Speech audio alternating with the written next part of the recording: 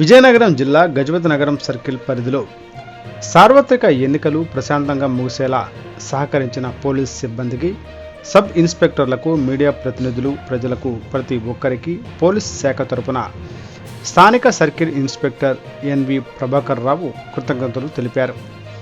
Police station వద్ద police సిబ్బంది, media ప్రతినిధుల ఆత్మీయ సమావేశం నిన్న రాత్రి నిర్వహించారు. ఈ సందర్భంగా ఆయన మాట్లాడుతూ గజపతి నగరం సర్కిల్ పరిధిలో 1-2 చోట్ల తప్ప అన్ని గ్రామాల్లోనూ ఎన్నికలు ప్రశాంతంగా జరిగాయన్నారు.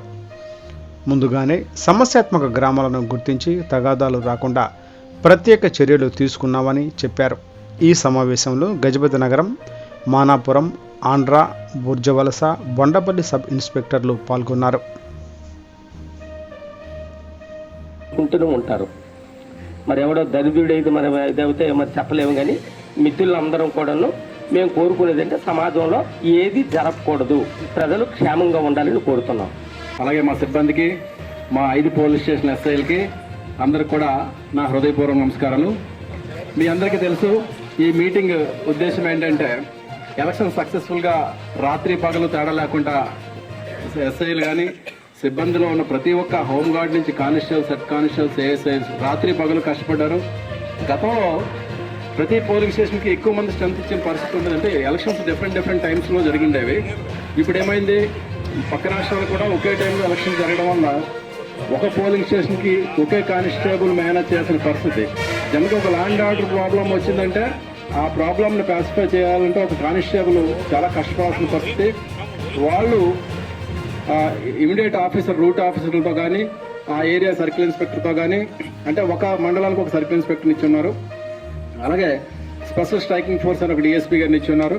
సో అందరి నెంబర్లో పెట్టుకుని వాళ్ళు, అంటే మనకి కేఎస్ఆర్పురం సంఘటన తీసుకుంటే వితిన్ 4 minutesలో ఆ ఫోన్ వచ్చిన 4 minutesలో నేను వెళ్ళాను, నా తర్వాత వెంటనే ఎస్ఐ గారు, తర్వాత డిఎస్పీ గారి టీము 5 to 6 minutesలో మొత్తం అంతా స్టాఫ్ అక్కడ రష్ అవ్వడం జరిగింది. అంటే ఆ విధమైన కమ్యూనికేషను కానిస్టేబుల్స్ లెవెల్లో కానీ, హోంగార్డ్స్ లెవెల్లో కానీ చాలా చక్కగా మా సిబ్బంది అందరూ చాలా కష్టపడి రాత్రి పగలు ప్రతిరోజు స్కీమ్గా ఇంతమంది వస్తారు, మీరు స్కీమ్ రెడీ చేయండి. సో మళ్ళీ నైట్ కూర్చొని స్టాఫ్ అంతా ఈ స్కీమ్ ప్రకారం ఇవ్వడం, మళ్ళీ రేపుకి ఇంకొక ఎక్స్ట్రా రావచ్చు, 10 మంది ఎక్స్ట్రా రావచ్చు, మళ్ళీ స్కీమ్. అలా మా వాళ్ళందరూ కూడా 15 స్కీమ్స్ వరకు రెడీ చేసి ఎప్పటికప్పుడు దాన్ని ఇమీడియట్గా మరుసటి రోజు లేదా నైట్ 12-1 గంటనే మాకు ఇవ్వాలంటే అలాగా తయారు చేసి ఇచ్చిన పరిస్థితి ఉంది. సో సిబ్బంది అందరూ కూడా నా తరపున ప్రత్యేకమైన ధన్యవాదాలు. అందరూ కూడా రాత్రి పగలు కష్టపడి పనిచేసేందుకు. అలాగే మీడియా మిత్రులు కూడా మాకు మంచి సమాచారం ఇవ్వడం కానీ, అలాగే ఎప్పటికప్పుడు జరుగుతున్న సంఘటనల విషయాన్ని మాకు ముందుగానే సమాచారం కొంచెం దానికి క్లూ ఇస్తే ల్యాండ్ ఆర్డర్ ప్రాబ్లం వచ్చే పరిస్థితి ఉంటే అలాంటి పరిస్థితికి మా స్టాఫ్ని ఎక్కడ రష్ చేయాలి. అలాగే సపోజ్ మనకి బంగారంపేట గ్రామం ఉంది, అక్కడ సంబంధించి కూడా మాకు అనేక ఫోన్లు వచ్చినాయి. సో అలాంటి ఇంత బిజీ ఎలక్షన్లో కూడా అక్కడ నేను 2 hours స్పెండ్ చేసిన పరిస్థితి ఉంది. ఎందుకంటే అక్కడ నువ్వా నేనా చెప్పి అనుకునే పరిస్థితి అలా కనిపించింది అక్కడ వాతావరణం.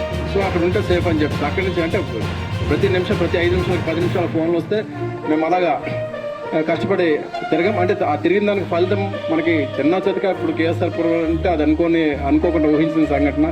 అలా కాకుండా 2 పార్టీలు కొట్టుకునే పరిస్థితి మన సర్కిల్ పరిధిలో ఎక్కడా కూడా ఎటువంటి కేసు నమోదు కాలేదు. సో ఇది మన ఏరియా ప్రజల తలక శాంతికి, అలాగే మనందరి కృషికి ఇది నిదర్శనంగా నేను భావిస్తున్నాను.